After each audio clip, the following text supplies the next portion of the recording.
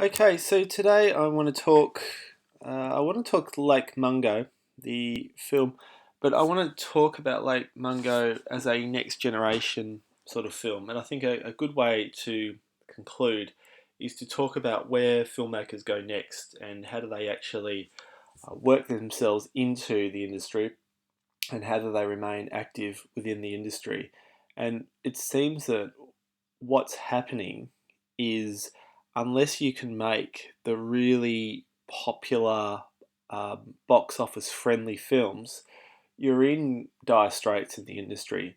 The industry is obsessed with the box office dollar, and this has actually created some problems for the new generation or the next generation filmmakers who don't necessarily have the resources to just make popular box office films. So I want to talk through that today. And if you actually look at a number of the films that we've seen over the course, which you could actually argue as next generation films, like Mystery Road, The Babadook, even Samson and Delilah, these are directors who are actually thinking outside the square of the sorts of films that they can do. Now, for a film like Samson and Delilah, it actually did very well at the box office, but it didn't do well at the box office through conventional means. It actually took a different route and a different approach, and I think that's really important to when assessing a film like Samson and Delilah and its success. So think about last week when we're talking about success and how do we actually gauge success and looking beyond the box office. The box office is important because the box office tells us something about what people are thinking about this film in real time. You know, not 10 years down the track when, say, the director may have gone on and done three other films. What are the audience, the film goers, really thinking about this film right here and right now? So I want to talk through that whole idea of Late Mungo and next generation filmmaking and filmmakers and whether they really have the opportunities to work themselves into the industry. So I want to talk about this thing called the grey dollar film, and the grey dollar film kind of works against the sort of the opening weekend box office. And what has happened for a number of reasons is the industry's become really focused on the box office, and we've become really focused on the box office, and this is creating some problems. Now, the grey dollar are really movies that generate earnings largely through critical reviews and word of mouth, right? So they're not films that are, open with a massive publicity campaign and huge numbers at the box office on the opening weekend, and that builds momentum, which carries through over the following weeks and then into the DVD and video on demand release. The Martian, which is out at the moment, is a film of that nature, where a lot of people are going to The Martian because of the big box office that it's actually doing. Now, so the grey dollar. So most Australian films are actually grey dollar films, right? They're slow builders. They're sleepers, and what that means is they take a while to basically wake up. And the problem with Australian films and film exhibition is those films need time to actually build that good critical review and good critical word of mouth. And if the films are only playing for, say, 7 days at the cinema, that's going to create heaps of problems for that audience trying to see the films. Like I was talking about a couple of weeks ago, Australian films are hugely downloaded, like illegally downloaded.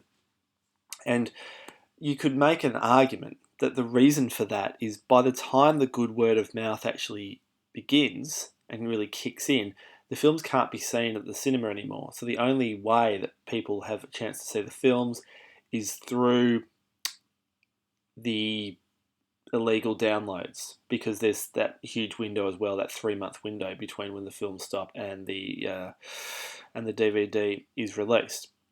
So the grey dollar works against the opening box office, but the whole problem with the grey dollar films is how do you actually make those films work? Now, a film like Kenny is a really interesting example of the grey dollar film because what happened is the film came out, and like most of those films, you expect it to play for the 7 days, and then it just disappears. You never see it again. But what the filmmaker Clayton Jacobson and his brother Shane Jacobson did is they turned Kenny, the character, into a celebrity. And they had him out and about. He was at screenings, he was on TV shows, all in the character of Kenny. And everybody fell in love with Kenny. So by the time the film came out and during the film, people were going along to the cinema feeling like they knew Kenny and they saw Kenny. So it really worked in their favour. And the interesting thing about Kenny is, I mean, we talk about Kenny as a success, but we talk about success because of the box office that it actually generated. And for a film like that, it's really good that it can generate a good box office. But what about those films that actually aren't going to generate the good box office, like a Lake Mungo? Lake Mungo isn't like Blair Witch. People talk about Lake Mungo as the Australian Blair Witch, and it's certainly not like that. I would even argue that Lake Mungo is not a horror film. All right, it's a group of people sitting around talking about the death of Alice and whether Alice is actually there in ghost form. There's a lot of found footage in Lake Mungo, but it's not a found footage film. I'll talk about that in a few secs. Blair Witch is just meant to be shit scary. Like, that's the whole point about Blair Witch. Lake Mungo is actually doing something different, and it's actually trying to go deeper than, say, a Blair Witch. Now, I think Blair Witch is a very effective film, but Lake Mungo is certainly not a horror in that ilk. It's going for something else, and it's doing something else. So it is very much that grey dollar film where it's going to live and die through the critical response and the good, positive word of mouth. So so on the right hand side here, I've got the American. So this is the American poster for Lake Mungo, which I think is such a misfire. I mean, often American distribution and marketing companies get the marketing really well. They seem to understand how to market films, and they seem to understand how to find an audience. Now, the problem with Lake Mungo is if you want to call it a horror, then it falls into this whole tried and true marketing campaign around the horror film. But the problem with Lake Mungo is if you saw this poster, you would be expecting probably a more typical horror film than what you actually see. And I think you'd be majorly disappointed by this. And the problem with the poster is it actually just misrepresents the film.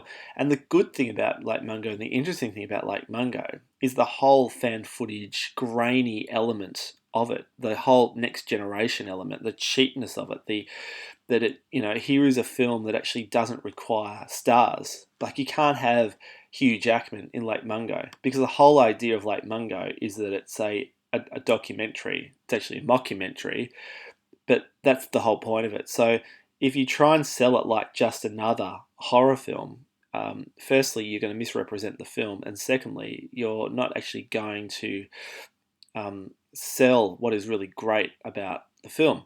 Now, here I've got, in terms of national screen policy, there is new emphasis on supporting screen content with greater commercial viability and audience appeal, rather than screen content financed purely on cultural grounds. So what this essentially means is that films have to be commercially viable, both nationally and internationally, and that often is about the box office. So at the moment, 2015, everybody is pretty much high-fiving one another within the industry, saying, isn't it a great year for the Australian box office? But the problem is this actually going to create more issues for the next generation filmmakers coming through, where they actually have to make either a popular box office film or they'll kind of perish? And Lake Mungo is interesting because I think Lake Mungo, it does a lot of things really successfully, and it sets up an interesting filmmaker.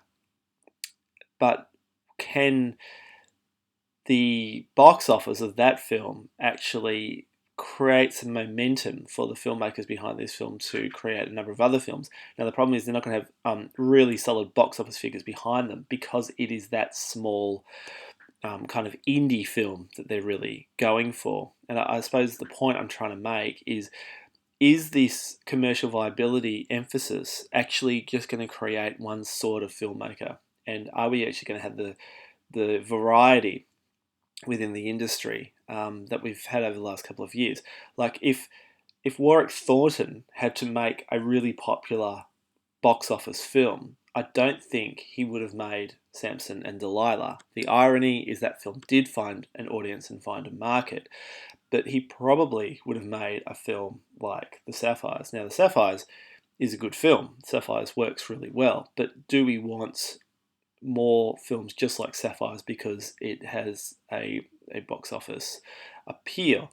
And this is always the problem in the industry, that a film or a couple of films work and then suddenly everybody feels that they have to replicate that film to reach the box office. At the moment, there's a few family films which have done really well, like Paper Planes and like Oddball, and now Screen Australia have basically asked everybody, if public included, if they have any ideas for a family film, just to send them their idea, because the whole emphasis is on, well, these films are doing well at the box office, so let's just make more films that do well at the box office. And that, I think, has real problems. Now, to make for the next generation filmmakers, I think Lake Mungo is great because, like I said, you don't need a star in Lake Mungo to sell Lake Mungo. That's the whole point, and that's the whole purpose of the film. It's about real people, not stars, and that works really well. There's a greater emphasis on genre within the industry, and this again becomes about the commercial viability, because with genre, you can actually sell the genre, not the star.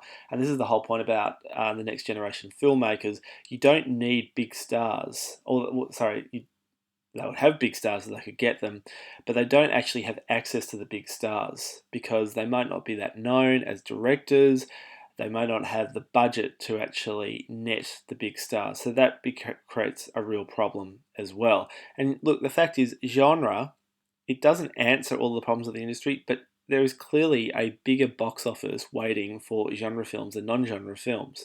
Ivan Sen's film, Mystery Road, is interesting because that is a film. Ivan Sen is a filmmaker who has always struggled to find a box office. And then he makes Mystery Road, which is a crime film. And he works all of the social indigenous issues into that genre of crime. And you can just see that film does really well for him. It does well overseas on video on demand and has actually caused a sequel to be made. So there is clearly something about genre, but the whole problem is, if we're only looking at box office, are we actually only going to be just churning out kind of genre films? And that surely is an issue. So this is the Australian poster for Lake Mungo, and I actually like this a lot. So Lake Mungo does open with the title, based on a true story. Now, of course, it's not based on a true story. It's completely fiction. It's a mockumentary.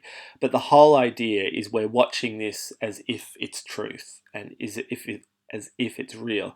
And that's, again, why you don't want to star in the film. I mean, if you've got Cate Blanchett and, Guy Pearce in the film, it loses all plausibility and all credibility from the word go. So you actually have to have the no star characters in the film. So what you have is on the poster, so you've got the grainy image of Alice, which is, of course, appears in the film, and on the poster it says, in December 2005, the accidental death of a teenage girl initiated a series of supernatural events that would haunt her grieving family. This film is a record of those events, and that's what you actually see. So certain secrets become unraveled. If you've seen Twin Peaks, there's a lot of Twin Peaks actually going on in this film, that everyone has a bit of a secret, and the girl who was killed or died actually lived pretty much a secret life. And I think this poster gets it down, and it gets it really well. And the fact is, what this poster says is this is a next generation film, through just the graininess of it, that this doesn't look like any other poster that you see at the movies when all the posters are side by side. There is something different and quite compelling about this poster. And for that reason, it's a really successful poster. If you go back and think of the American poster, I mean, it just looks like every other horror film. And that's the whole point of the next generation filmmakers, that they, in a very crowded market and a very crowded field, they have to find a new way and a new angle to actually tap into film goers. And they actually have to give something that seems unlike all the other things out there. Now, for on all these other things out there, the a positive and a negative for Lake Mungo is it's a found footage film. And the found footage phenomenon, which I found, there is actually a Facebook page called the Found Footage Phenomenon, where it actually just lists and includes information on all the found footage films made over sort of the last 10 or 20 years. And there is a huge number of these films. So Lake Mungo can be sold as one of those films, which is really good. But at the same time, it's actually got the problem of, okay, how do we actually differ ourselves from all the other found footage films? And I guess what it does is it's a film that uses found footage. It's not a found footage film. So Blair Witch is the whole idea of this footage was shot and then we're just going to sort of play you that footage. And this is the footage that exists. Where what Lake Mungo does is it takes that footage that Alice shot on her own phone and it actually uses that and weaves it, and so then you've got interviews with the family and things like that. So that it is doing something a bit differently. Interested to know, Lake Mungo is set for an American remake, so no surprises there really, but I think it has to keep that grainy idea about it. If you don't try and make this film as a next generation film, you try and make it as a polished big production, it's actually going to lose all of its credibility and all of its plausibility. So let's just keep our eye on the Lake Mungo remake. And I'm not going to say who would you like to see in the Lake Mungo remake, because clearly if they're going to cast stars, it might just ruin the point of the film. So digital distribution outside theatrical release is really important, and films now need to be thinking about that. So Richard Harris of Screen Australia said, government and industry need to stand back, take a long hard look at where the industry is likely to go over the next 20 years and start asking questions about the future place of content within it. So a film like The Mule and Lake Mungo, they're both catered really to computer watching audiences. And the thing about Lake Mungo is it actually, some of it looks great on the big screen. And there's things about Lake Mungo where it actually wants you to study the shots and study the images. So I would argue that watching, say, Lake Mungo on your phone on the way to work on the train you may not actually see everything that you're meant to see. But the whole idea of audiences watching movies on small screens and video on demand and things like that works really well for Lake Mungo. It works perfectly for Lake Mungo because Lake Mungo is premised on the phone footage. Like the whole film is based around this footage that is caught on Alice's phone and the search for it and things like that. So it's kind of a detective film like that. But like The Mule, where you've actually got small screens throughout the narrative, Lake Mungo is a similar sort of film. So for that reason, it understands its audience and it's catering a film directly to that audience. So the question I've got here is, how do next generation filmmakers understand screen content, and how does this differ from traditional practices of cinema? So again, this works against opening weekend. There's no point for a film like this to argue against or sort of go against, compete against the American box office opening weekend film or tradition, because it's just not going to get those numbers. So it has to look for other avenues and other angles. And what filmmakers are doing more and more readily is they're actually trying to bypass the cinema exhibition release, because A, they might not have the audience for the opening weekend, and B, the opening weekend numbers, if they're not good, they kill a film. because every journalist in Australia who's running Australian cinema starts to talk about the problems of this film and the box office numbers, and they use the box office numbers as evidence to suggest why the film isn't doing it very well, which is often unfair. So Lake Mungo is caught between traditional cinema releases, so feature films, and online platforms. I suppose a criticism that people have for next generation films is a lot of the time people think, well, it's a good concept, but maybe it doesn't really work as a feature film. And people have said that about The Mule.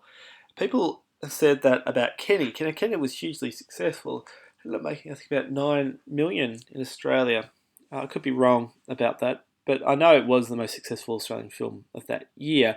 And Lake Mungo is another film where is it actually too long? Would this actually work at better as, say, a 40-minute film on YouTube or released through YouTube or something like that? And I suppose in 2008 when the film came out, it was kind of caught between the new phenomenon of video on demand coming in, Facebook coming in, also the whole idea of films being released directly onto YouTube, which is what Mark Ryan's article this week looks at. So when you're watching it, just think about that. Where is the best home or the best place for Lake Mungo? Is it a big screen feature film, got your popcorn? Is it that sort of film? Or are there other white places that it would actually suit better? Now, I don't actually campaign for all Australian films to actually just go onto smaller screens and bypass the theatrical release, because that is really problematic. It is. Because what's going to happen is that no films play at the cinema, and then this whole reputation for Australian films is, well, they're all a bit, they're a bit too shit to actually play at the cinema, and that's really not true. Some films work at the cinema, some don't, but the filmmakers actually have to take that initiative and actually work out, does this film work at the cinema or does it actually work in another place? So the next generation filmmakers operate in a world where social media and networking tools, including Facebook, are connecting filmmakers directly with audiences. So crowdfunding becomes hugely important here, because what crowdfunding is doing is, say you give you $50 when the film is in development, and then you feel interested and involved in the film. You're really keen to see how the film develops, and you feel some sort of pride when the film gets up. I don't know if anyone's given money to crowdfunding films, but there is something of, you feel a sense of ownership with the film. And the next generation filmmakers, so they need to do it to actually just raise some money, but also they need to think about getting an audience involved early.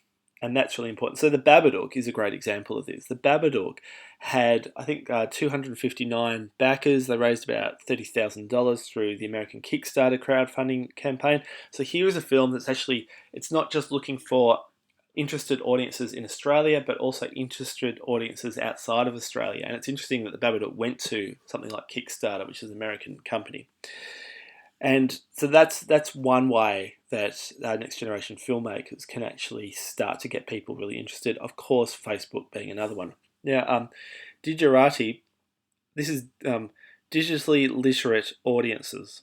So what we're talking about with, say, Lake Mungo is the audience that it's appealing to is a generation who have grown up with the internet and who relate to content in a completely new way. Right, so Lake Mungo is representing the characters who would be attracted to the film. The characters they're trying to attract to the film are the characters they're trying to represent within the film. Certainly the Alices of the film, and also her brother. So Lake Mungo's success. Now, was Lake Mungo successful? And that sort of becomes an issue. Its box office in Australia, wasn't huge, but it wasn't really going for a big box office. It was almost, the release in Australia was actually there to create a buzz which they could actually move into the DVD release. They knew that the cinema release wasn't actually going to be that high. I don't have the DVD numbers, but apparently they are pretty good, and the film has done well in America on video on demand in the horror genre, which is how it's been sold. Now, the Lake Mungo success, it kept the budget low. So it was a $1.4 million film. It premiered at the right festivals. So it premiered at a number of Australian festivals. It also premiered at a number of American festivals. It premiered at some horror festivals. So it got people who were interested in these sorts of films discussing the film. And I think that's really important. This film test screened for early adopters. So it did actually do some test screenings early on. It did some private test screenings, and it actually changed a few things of the film based on how the the screenings were responding to the film. And also from the test screenings, audiences guided the film's release strategy. What audiences really liked, certainly in Australia, kind of missed in the American campaign, was the whole idea of Alice. Who is Alice? Alice being somewhere. We kind of see Alice, but we don't really see Alice. People really like that whole idea. So the whole campaign was based on this element of ghosts. Do you believe in ghosts? And how can a ghost actually continue? And also about grieving. This is film, if you actually look at The Babadook, which is a film about grieving, this is also about a family grieving the loss of their daughter. Okay, so the critical reception is really positive, like really positive. Like Andrew Urban of Urban Cinephile said, this superbly constructed and executed film gets everything right to the smallest detail as it draws us into the imagined scenario. And Simon Foster of SBS called the film one of the most impressive debut films from this country in many years. So the question is, why do critics like this film so much? And why didn't this follow into a bigger box office? And perhaps it's because, when critics are reviewing a film, often it's actually even before the marketing has come in. So perhaps overseas, when Americans were assessing the film and reviewing the film, perhaps they weren't distracted by that ridiculous American poster. I don't know. Some people really like the film, some people really don't like the film, but clearly critics at the time, 2008, they were really, really applauding this film. So I want to have a think about that as to why critics would be thinking about that. And clearly it has something to do with the whole next generation element of the film. The whole idea that here is a film that doesn't feel like most Australian films. It's actually doing something different and it's going somewhere different, and that seems to be really important. Okay, so just finally, Australian films 2015, we're all about the box office. Everyone is applauding us or each other for this great box office year. Now, obviously, some years are better than others, some years aren't. What's really good about 2015 is you've got a number of films, not just one, that have done really well, like Paper Planes, I think, has made about 9 million. Of course, Mad Max has done really well. A number of other films have also contributed to this. Even a film like Last Captain Darwin, which nobody expected to do much business, has actually done really well. So the question is, if we're really obsessed with the box office and 2015 box office, are we going to actually have the support for the next generation filmmakers? Like if next generation filmmakers come through and actually want to make small films that might have a particular niche idea and particular niche audience that isn't necessarily only for the Australian market, say like a Babadook or like a Lake Mungo, is there still going to be that support, or is it just going to be now all about how do we get that next big film up and that next big box office film up? And I must say I'm a little bit concerned with this discussion around the box office, that it might be actually hurting the next generation filmmakers.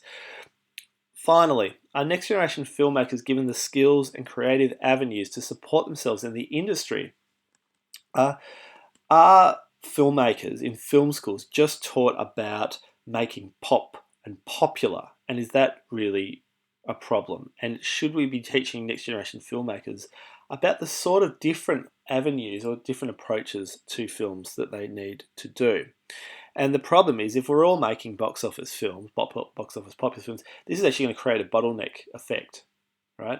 Where it's clearly the other avenues need to be brought into here. And what we really need to be encouraging is the grey dollar films and thinking of success beyond just the box office, which really goes back to last week, where we're looking at other ways of assessing success. Okay, that's my spiel. I hope you enjoy Lake Mungo.